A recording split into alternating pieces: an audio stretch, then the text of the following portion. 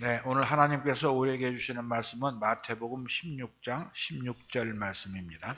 베드로가 대답하여 이르되 주는 그리스도시요 살아계신 하나님의 아들이시니이다. 다시 한번 봉독하겠습니다. 시몬 베드로가 대답하여 이르되 주는 그리스도시요 살아계신 하나님의 아들이시니이다. 아멘. 찬양대에 찬양이 있겠습니다.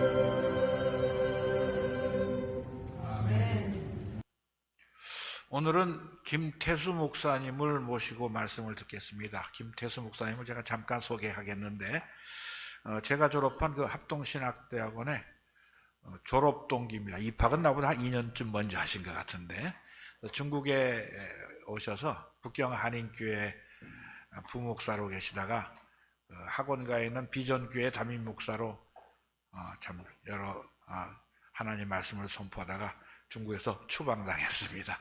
그래서 미얀마 가셔서, 미얀마에서 몇 년 계셨어요? 5년. 또 거기도 공산당이 다스린 나라니까 참 많은 어려움을 겪으시고, 특별히 벌써 재작년이네, 사모님께서 암으로 또 소천되는 아픔을 겪으셨습니다. 나이도 젊으신데 좀 고생을 많이 했습니다.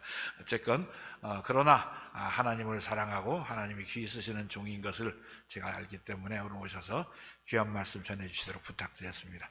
김 목사님 올라오시죠. 예, 반갑습니다. 소개받은 김태수라고 합니다. 네, 반갑습니다.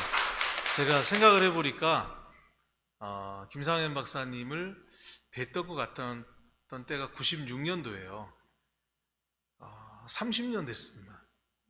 참 오래전부터 뵙고 또 중국에서도 뵙고, 제가 합신 다니다가 2년을 휴학하고 북경에서 사역을 했는데, 그리고 복학을 했더니 합신에서 또 계시더라고요. 그래서 같이 졸업 동기가 됐습니다. 우리 김상현 목사님이랑은.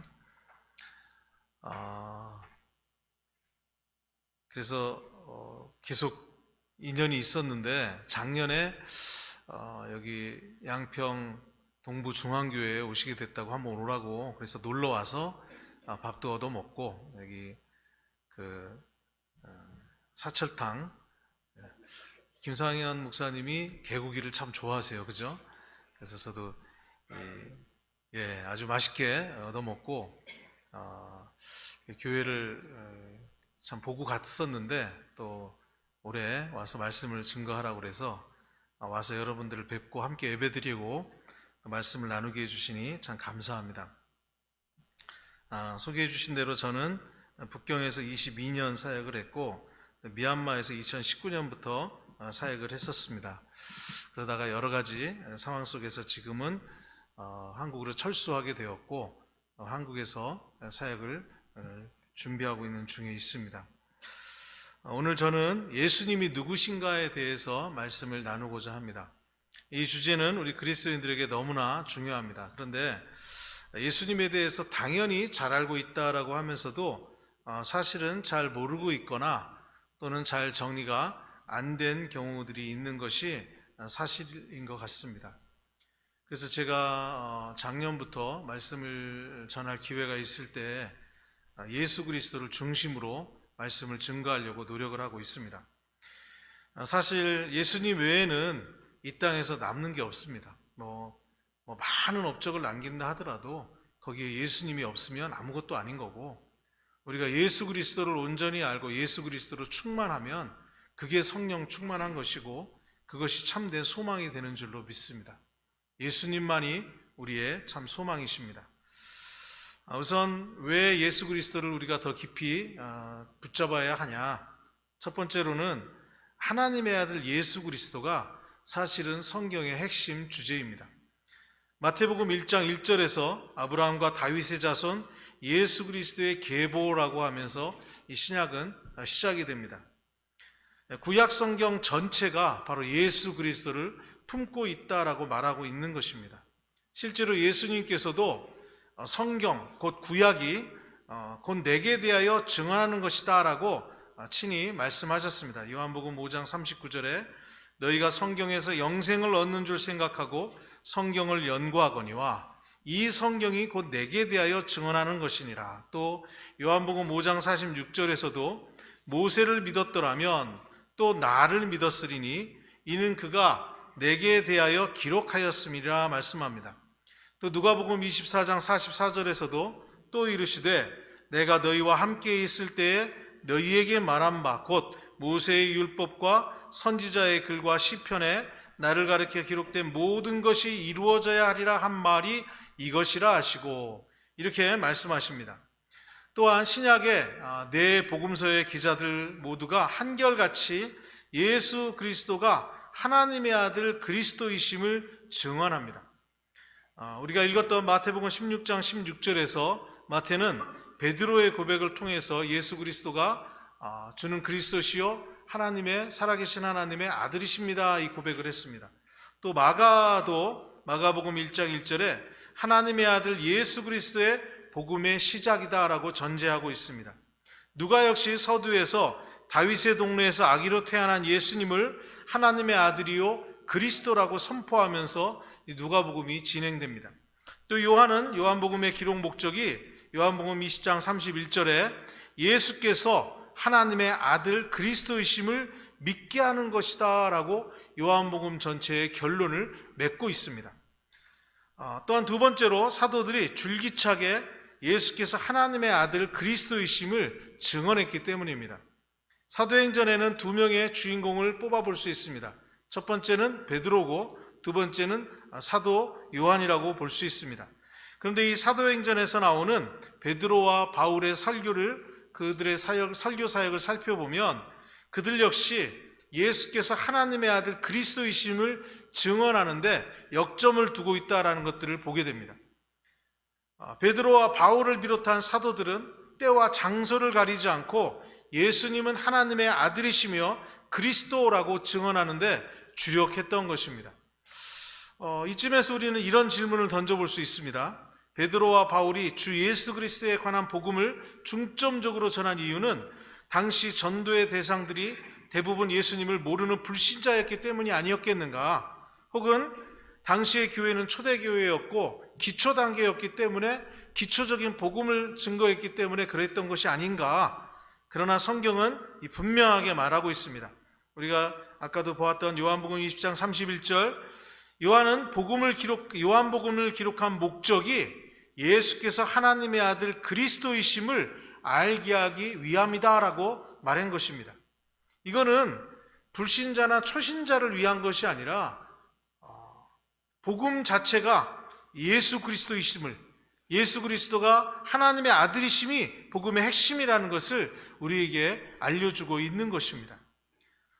바울 역시 로마의 이 수신자들이 이미 그리스도인들이었음에도 불구하고 로마서 1장 15절에 나는 할 수 있는 대로 로마에 있는 너희에게도 복음 전하기를 원하노라 라고 하면서 이 복음의 진수가 담긴 로마서를 기록했습니다.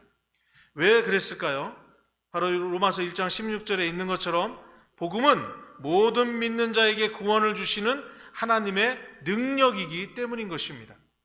불신자에게는 믿음을 일으키게 하고 신자에게는 복음에는 하나님의 의가 나타나서 믿음에서 믿음에 이르게 하는, 그래서 믿음의 성숙과 믿음의 확장을 가져오는 것이 바로 예수 그리스도가 하나님의 아들이심을 증언하는 것이기 때문이라 하는 것입니다. 우리는 성경 말씀을 통해서 신앙인의 이 실생활에 관한 필요한 교훈도 필요하지만 이 성경의 핵심인 하나님의 아들 예수 그리스도를 바르게 알고 또 본받는 것이 너무나 중요합니다. 오늘 설교에서는 이 하나님의 아들 예수 그리스도에 대해서 6가지 측면에 대해서 살펴보고자 합니다. 첫 번째로 예수님은 사람이었습니다. 그러나 그분은 죄가 없었습니다. 예수님은 분명히 사람이셨습니다. 성령으로 잉태하셨지만 사람이었습니다. 예수님은 갈릴리 나사렛에서 목수일을 하시며 어머니와 6명의 동생들을 부양하셨습니다. 신약 성경에 나오는 야고보서의 그 야고보, 유다서의 이 유다는 예수님의 친동생들입니다. 또 예수님께 어머님과 함께 왔던 그 자매들이라고 표현된 것을 보면 예수님에게 여동생들도 있었던 것으로 보입니다. 정확한 숫자는 나오지 않지만 전승에 의하면 예수님에게는 6명의 동생들이 있었다라고 합니다. 일찍 돌아가신 아버지 요셉을 대신해서 어려서부터 소년 가장이 되었던 예수님은 어머니와 6명의 동생들을 부양하는 그런 인생의 무거움을 아는 그 질고를 지는 그런 삶을 사셨던 것입니다.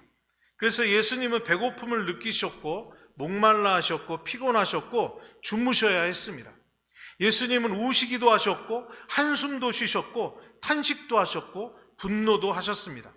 이 모든 것들은 다 예수님이 완전한 인간이셨다라는 것들을 우리에게 알려주고 있습니다. 그런데 예수님은 죄가 없으셨습니다.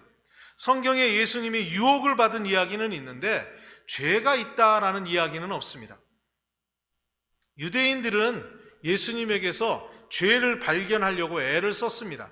하지만 아무리 애를 써도 예수님에게서 죄를 발견하지 못했습니다. 3년 동안 예수님과 동행했던 베드로는 베드로전서 1장 19절에 예수님에 대해서 흠없고 점없는 어린 양이다라고 묘사합니다. 또한 베드로전서 2장 22절에서도 예수님에 대해서 죄를 범하지 않았고 그 입에 거짓이 없었다라고 고백하고 있습니다. 사도 요한은 요한일서 3장 6절에 우리 죄를 없이 하려고 나타나신 그리스도에게는 죄가 없다라고 증언합니다. 고린도후서 5장 21절 사도 바울도 예수님은 죄를 알지도 못하신 자라고 표현하고 있습니다. 히브리서 4장 15절에서도 모든 일에 우리와 한결같이 시험을 받은 자로 돼 죄는 없다라고 증언합니다. 빌라도 법정도 예수님을 죄인으로 증언하고 싶어 했지만 그것을 밝혀내지 못했습니다. 가룟 유다조차 예수님에게서 죄를 발견하지 못했고 빌라도 역시 죄를 발견하지 못했습니다. 두 번째로 예수님은 하나님의 아들, 즉 하나님이십니다. 이 부분에 대한 것이 특별히 한국 교회에서 좀 잘 받아들이지 못한 부분이라고 생각을 합니다. 예수님은 하나님을 내 아버지라고 직접 불렀습니다.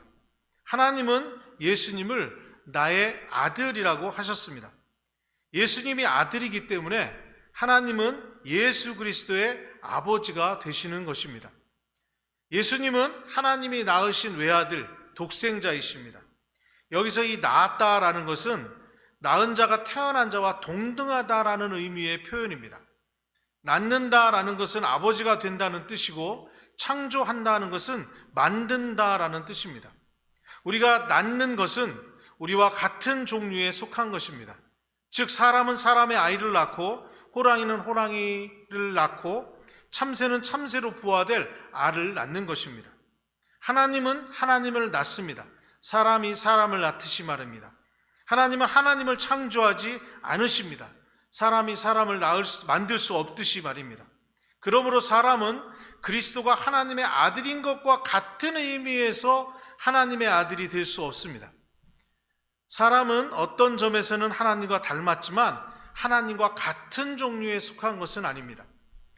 아버지가 사람이면 그가 낳은 아들도 사람입니다. 그렇듯이 아버지가 하나님이시면 그가 낳으신 아들도 하나님이십니다. 그러므로 예수님은 하나님이 낳으신 아들이시기 때문에 하나님이십니다.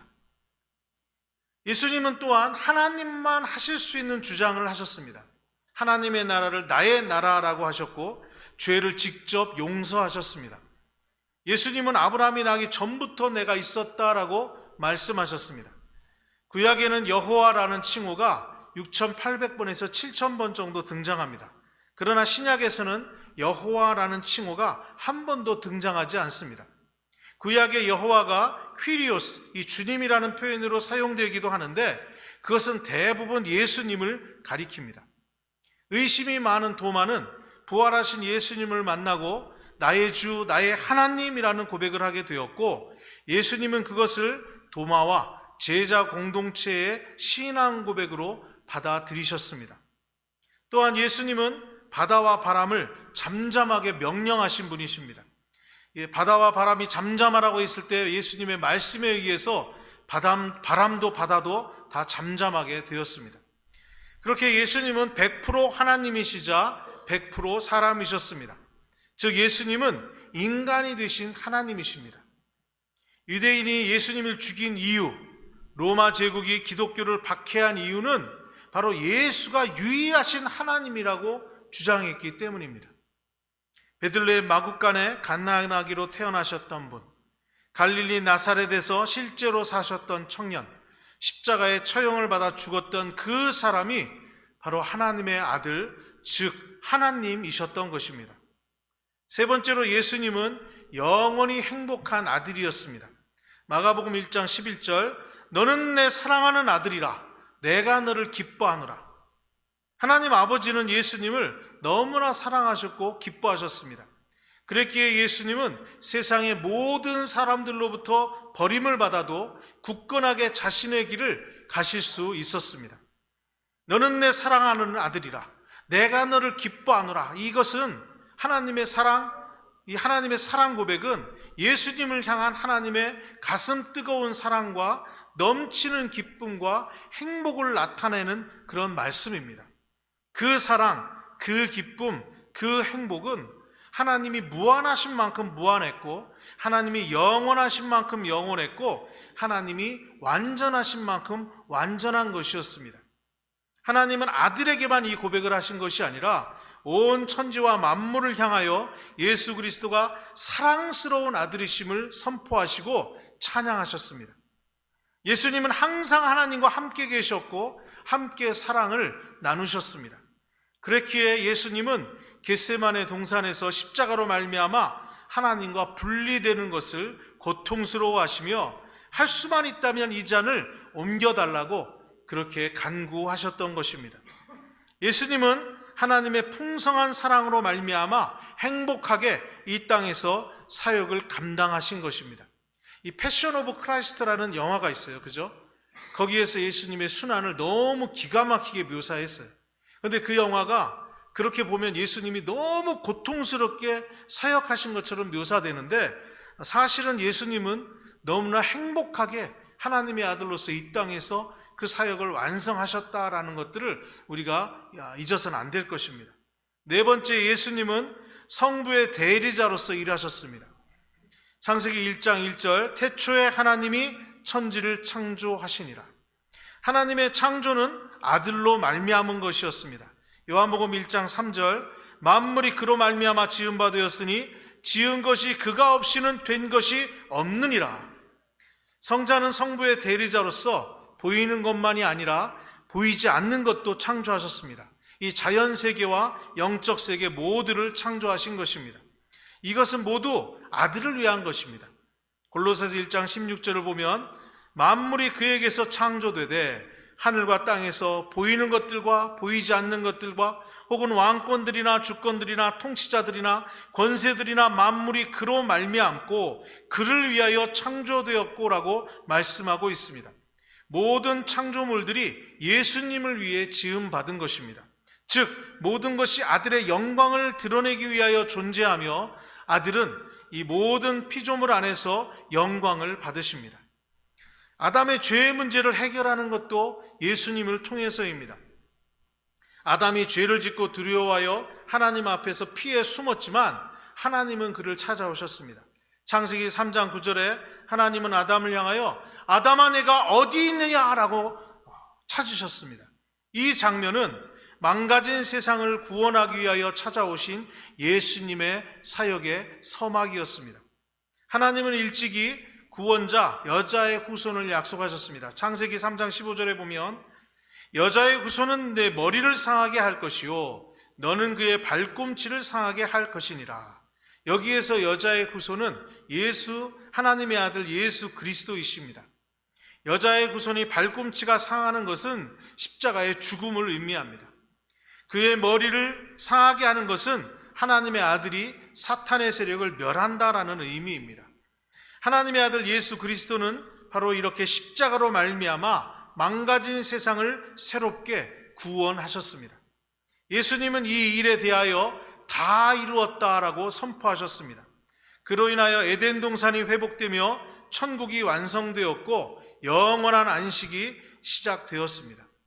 성부가 성자를 대지자로 세우시고 창조와 구원의 일을 맡기신 것은 아들에 대한 아버지의 사랑이었습니다. 요한복음 3장 35절, 아버지께서 아들을 사랑하사 만물을 다 그의 손에 주셨으니, 요한복음 5장 20절, 아버지께서 아들을 사랑하사 자기가 행하시는 것을 다 아들에게 보이시고, 성부 하나님은 아들을 사랑하시며 아들을 충성되이 여겨 성부의 대리자, 즉 성부의 사도로 세우신 것입니다. 예수님은 성부가 영원토록 무한히 사랑하시는 아들이시기에 또한 성부는 자신의 일을 대신 행하도록 이 성자를 보내신 것입니다. 다섯 번째, 하나님의 아들은 온전히 순종하셨습니다. 아버지는 아들을 사랑하사 창조와 구원의 일을 맡기셨습니다. 아들은 아버지를 사랑하사 아버지께 순종하여 죽도록 충성하셨습니다. 요한복음 17장 4절, 아버지께서 내게 하라고 주신 일을 내가 이루어 이 세상에서 아버지를 영화롭게 하였사오니, 요한복음 14장 31절, 오직 내가 아버지를 사랑하는 것과 아버지의 명하신 대로 행하는 것을 세상으로 알게 하려 함이로라. 예수님은 순종이 곧 사랑이다라고 말씀하셨습니다. 예수님은 아버지께 받은 사랑을 순종을 통하여 아버지를 사랑하셨습니다. 그렇다면 예수님은 왜 40일을 금식하며 그 고난을 겪으셨을까요? 예수께서 아버지의 말씀에 순종하여 십자가를 지기 위해서는 예수님이었을지라도 한 인간으로서 자기 부인과 하나님의 말씀만 붙잡는 믿음이 필요했기 때문이었습니다. 예수님은 아담과 다를 바 없는 한 인간으로서 아담과 이스라엘의 실패를 반복하지 않으셨습니다. 마귀는 예수님을 유혹했습니다. 마태복음 4장 3절, 만일 내가 하나님의 아들이거든 명하여 이 돌들로 떡덩이가 되게 하라. 마귀는 예수님께 하나님의 아들로서 하나님의 신성을 발휘하여 떡을 만들라 유혹을 한 것입니다. 그런데 예수님은 마태복음 4장 4절, 사람이 떡으로만 사는 것이 아니요 하나님의 입에서 나오는 모든 말씀으로 사는 것이라. 예수님은 성육신 하신 만큼 우리와 같은 인간으로서 아담과 이스라엘 백성이 먹은 것, 즉 떡에 의존하지 않고 말씀 순종의 사활을 거셨던 것입니다. 예수님의 주된 관심사는 음식이 아니라 하나님 말씀에 대한 순종이었습니다. 첫사람 아담과는 달리 마지막 아담 예수님은 마귀의 유혹을 이기셨습니다. 그리고 온갖 고난 속에서 순종하시며 연단을 받으셨습니다. 급기야 십자가에서 죽으셨습니다. 예수께서 순종하여 우리 죄 대신 죄 죽임을 당하심으로 우리는 죄 없는 자로 인정을 받았습니다. 그리고 예수께서 순종하여 계명을 지키심으로 우리는 계명을 다 지키지 못하고 있지만 우리 역시 계명을 지킨 자로 인정을 받게 되었습니다. 로마서 8장 10절, 그러므로 주 예수 그리스도 안에 있는 우리에게는 결코 정죄함이 없나니 아버지는 사랑이시고 아들은 순종이 되셨습니다. 하나님의 아들 예수 그리스도는 순종하다가 온갖 고난을 받았고 마지막에는 모든 것을 다 잃었고 심지어는 아버지마저 잃었습니다. 그 덕분에 우리는 모든 것을 얻었고 아버지를 얻었고 예수 그리스도가 누렸던 그 행복도 누리게 되었습니다. 그리고 결국 아버지도 아들도 영광을 얻으셨습니다. 빌립보서 2장 8절부터 11절, 사람의 모양으로 나타나사 자기를 낮추시고 죽기까지 복종하셨으니 곧 십자가에 죽으심이라. 이러므로 하나님이 그를 지극히 높여 모든 이름 위에 뛰어난 이름을 주사 하늘에 있는 자들과 땅에 있는 자들과 땅 아래에 있는 자들로 모든 무릎을 예수의 이름에 꿇게 하시고 모든 입으로 예수 그리스도를 주라 시인하여 하나님 아버지께 영광을 돌리게 하셨느니라. 여섯 번째, 예수님은 믿는 자를 하나님의 자녀가 되게 하셨고 그리하여 자기의 형제들이 되게 하셨습니다. 본래 아담은 예수님과 동등한 하나님의 아들이 아니었습니다. 아담은 하나님이 낳으신 자가 아니고 만드신 자, 곧 피조물을 이었습니다. 하나님은 하나님을 낳습니다. 사람이 사람을 낳듯이. 하나님은 하나님을 만들지 않습니다. 사람이 사람을 만들 수 없는 것처럼. 그러므로 사람은 그리스도가 하나님의 아들인 것과 같은 의미에서는 하나님의 아들이 될 수 없다. 이것을 아까도 말씀드렸고 지금도 말씀드립니다. 사람은 어떤 점에서는 하나님을 닮았지만 하나님과 같은 종류에 속한 존재는 아닙니다. 그러나 성경은 그리스도가 하나님의 아들이라고 말하면서 그를 믿는 자들 또한 하나님이 낳은 아들이 하나님의 아들이 된다라고 말씀해주고 있습니다.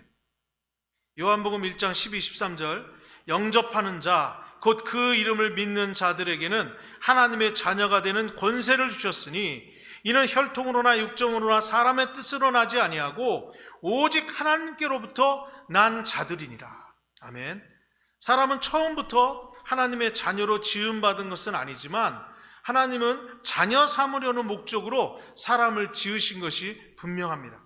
에베소 1장 5절 보면 그 기쁘신 뜻대로 우리를 예정하사 예수 그리스도로 말미암아 자기의 아들들이 되게 하셨으니, 아담은 일정 기간 이 행위 언약을 조차 하나님의 시험을 통과해야 했습니다. 예수님은 창세 전부터 하나님의 유일한 아들이었습니다.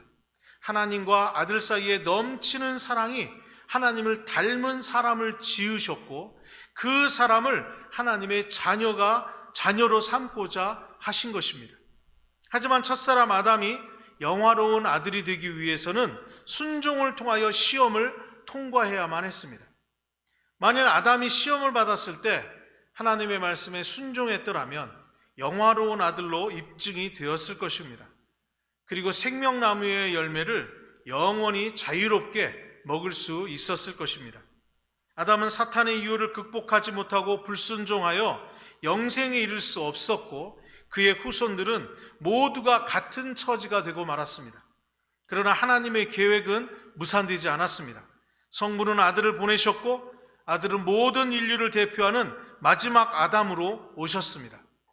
그리고 십자가의 희생을 통하여 우리를 구원하여 하나님의 영광스러운 자녀가 되게 하셨고 진정한 형이 되어주셨습니다. 로마서 8장 14절부터 17절, 무릇 하나님의 영으로 인도함을 받는 사람은 곧 하나님의 아들이라. 너희는 다시 무서워하는 종의 영을 받지 아니하고 양자의 영을 받았으므로 우리가 아빠 아버지라고 부르짖느니라. 성령이 친히 우리 영과 더불어 우리가 하나님의 자녀인 것을 증언하시나니 자녀이면 또한 상속자 곧 하나님의 상속자요 그리스도와 함께한 상속자니 우리가 그와 함께 영광을 받기 위하여 고난도 함께 받아야 할 것이니라.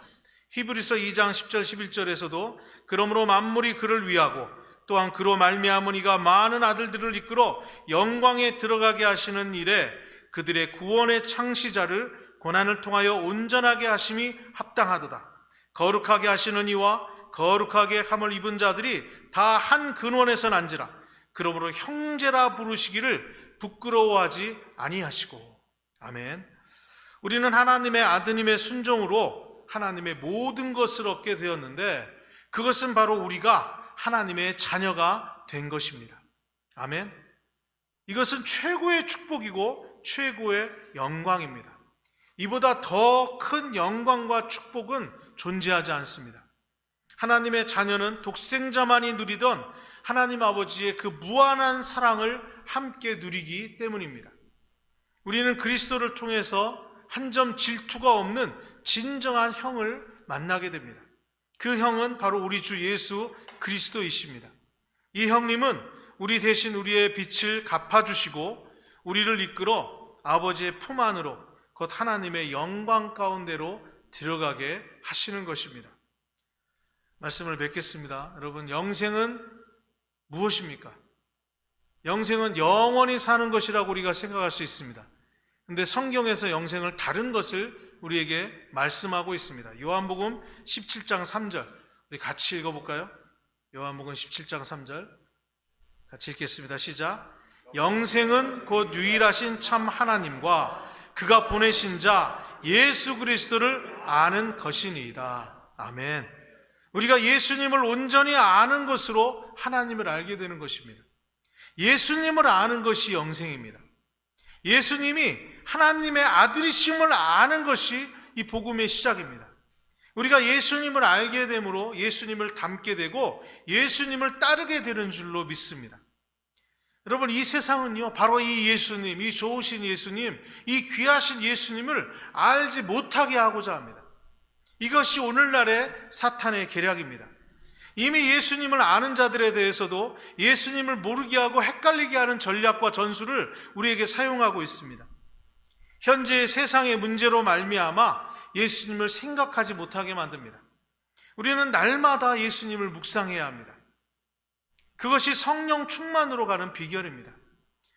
우리 양평 동부 중앙교회 성도님들이 예수로 충만하고 예수로 넘쳐 흘러서 영생을 소유하고 누리시게 되기를 우리 주 예수 그리스도의 이름으로 축원합니다. 우리 주님께 너무 감사해서 특송을 준비했습니다. 제가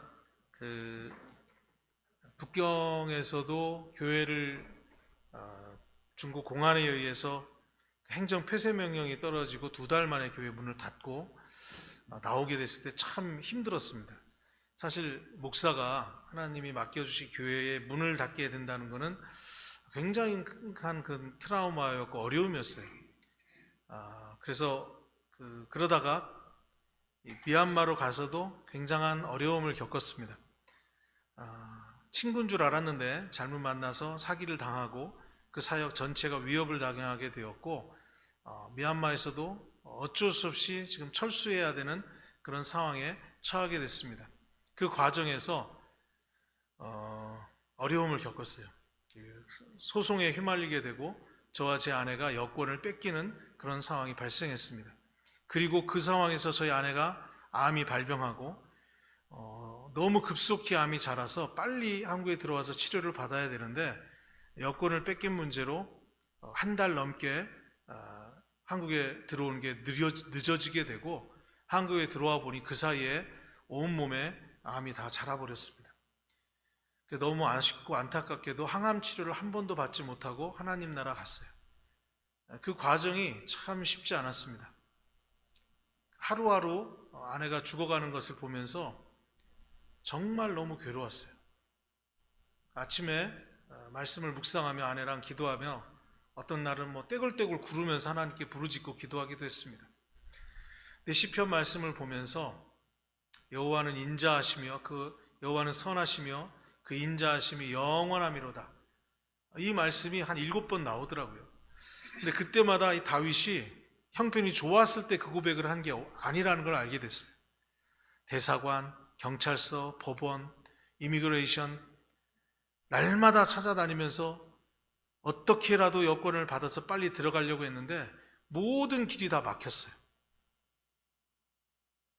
그때 다윗이 고백했던 이것도 사방이 다 막혔을 때 하나님을 바라보고 하나님이 선하시고 인자하심이 영원한 분임을 고백한 그런 고백이었구나 하는 것을 깨달을 수 있었습니다. 그래서 아내와 그런 고백을 나눴어요. 여보, 우리가 어쩌면 한국 못 들어가고 당신이 여기서 죽을 수도 있어.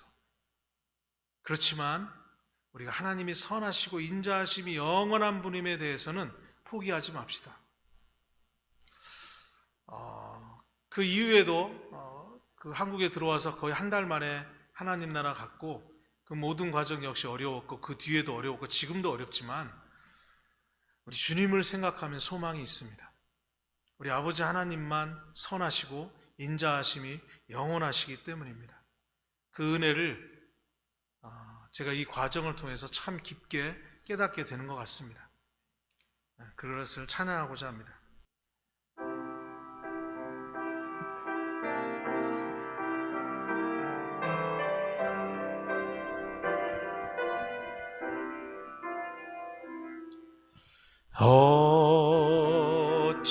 어찌하여야 그 크신 은혜가 아프리 무슨 말로써 그 사랑 참 감사하리요. 하늘에 천군 천사라도 나의 마음 모르리라. 나 이제 새 소망이 있음을 당신의 은혜라.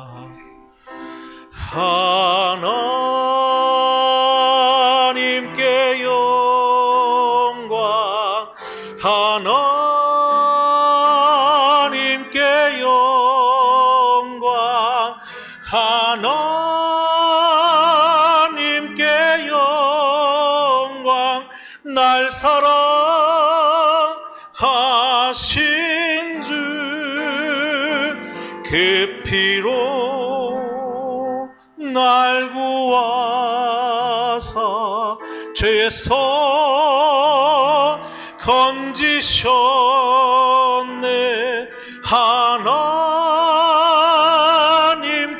영광. 날 사랑하신 주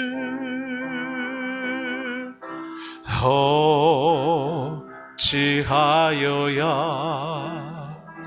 그 크신 은혜가 아프리 무슨 말로써 그 사랑 참 감사하리요. 하늘에 천군 천사라도 나의 마음 모르리라. 나 이제 새 소망이 있음을 당신의 은혜라. 하나님께 영광, 하나님께 영광, 하나님께 영광. 날 사랑하신